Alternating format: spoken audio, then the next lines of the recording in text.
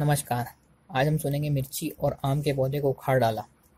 जानबा रात में अपने घर के आगे बंधी हुई झोपड़ी में बाबा को रखते थे और दिन में अपने साथ खेत में ले जाते थे।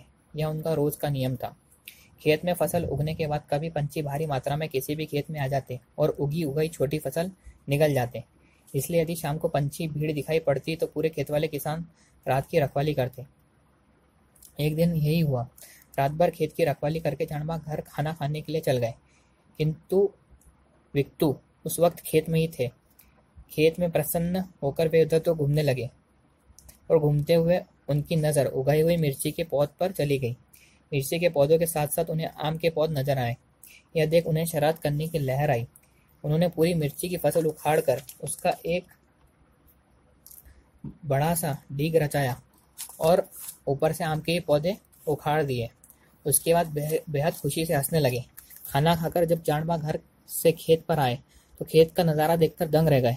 विक्टू ने जो फसल के साथ खेल खेला था वह देख अपने माथे पर हाथ रखकर धड़ से नीचे बैठ गए। विक्टू पर वह बहुत गुस्सा हुए। अपने पिता को चिंतित और नाराज होता हुआ देखकर विक्टू बोले, पिताजी आप क्यों नाराज होते हो? इस पौधे को कुछ भी नहीं हुआ है, यह तो जिंदा है। आओ मैं इसे फिर से लगा देता हूँ। यह बिल्कुल मेरे मरे नहीं है। इस बात पर जानबाजी और ज्यादा गुस्सा हुए और शाम को दोनों घर की ओर लौट पड़े।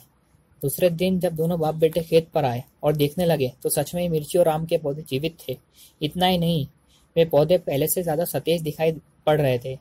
बाबा का यह चमत्कार आजू बाजू के खेत वाले किसान भी देखकर हैरान हुए। सब कहने लगे, यह बालक कोई साधारण बालक नहीं है, इसके हाथों में बहुत बड़ी शक्ति है।